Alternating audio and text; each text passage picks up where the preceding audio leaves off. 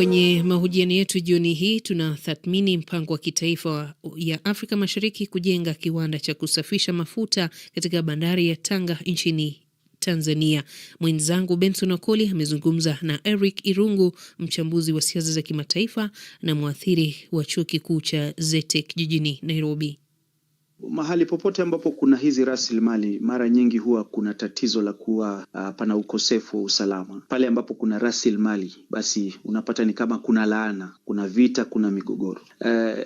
Kwa hivyo lazima hizi nchi ambazo ziko katika huu kanda wa Afrika Mashariki ziweze kuhakikisha kwamba zimeweza kuafikiana na kuweza kuhakikisha kwamba njia mwafaka zinapatikana. Na sitaki kusema kwamba hili ni jambo rahisi, lakini tunaweza kuanzia na zile nchi ambazo tuseme zimeweza kuratibu njia zao za kuhakikisha usalama unahudumishwa katika hizo nchi. Kwa mfano tukisema kama Uganda, tukisema Kenya, na pale mazungumzo ambayo yalikuwa yanafanyika pia yalikuwa naangazia pengine hiki kituo kinaweza pengine kujengwa kule nchi ya Tanzania. Kwa hivyo nchi zingine ambazo ziko katika huu kanda ambazo kidogo ziko na huo ukosefu wa usalama, basi michakato lazima sasa ianze kuwekwa, ndipo wakati tutakapofikia pale tutakuwa tumeweza kuhakikisha kwamba usalama umedumishwa. Bwana Irungu, tuangazie wanachama wa Jumuiya ya Afrika Mashariki. Mara nyingi ni kama hawaelewani, hawana msimamo wa pamoja zaidi. Kuna kuwa na ile hali kwamba hakuna uaminifu miongoni mwa wanachama. Mradi kama wa pamoja utafanikishwa kivipi? Ni kweli kumekuwa na tatizo katika Jumuiya ya Afrika Mashariki.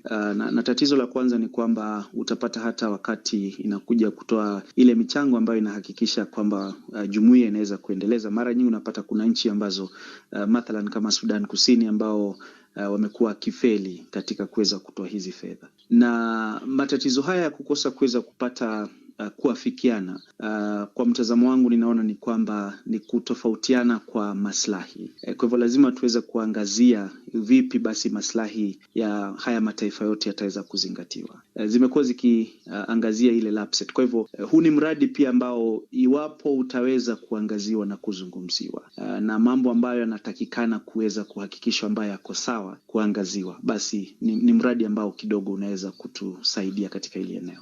Kabla nikuachilie Bwana Irungu, bwenyenye wa Nigeria Aliko Dangote ambaye anaashiria kwamba huenda akajenga kiwanda hiki chini ya miaka minne ijayo, kitakuwa na manufaa gani kwa raia wa Afrika Mashariki wapo kweli ndoto hii itatimia? Iwapo ndoto hii itaweza kutimia, itakuwa na manufaa kubwa sana, kwa sababu tatizo ambalo tunalo ni kwamba tunategemea mafuta ambayo yanatoka kutoka pembe zingine za dunia. Iwapo hiki kiwanda kitaweza kujengwa, basi itahakikisha kwamba hizi bidhaa haziwezi kupitia yale maziwa, na kwa hivyo hatutaweza kuathirika wakati kunakuwa na haya matatizo ya kisiasa. Mtazamo wake Eric Irungu, mchambuzi wa siasa za kimataifa na mwathiri katika chuo kikuu cha ZETEC jijini Nairobi.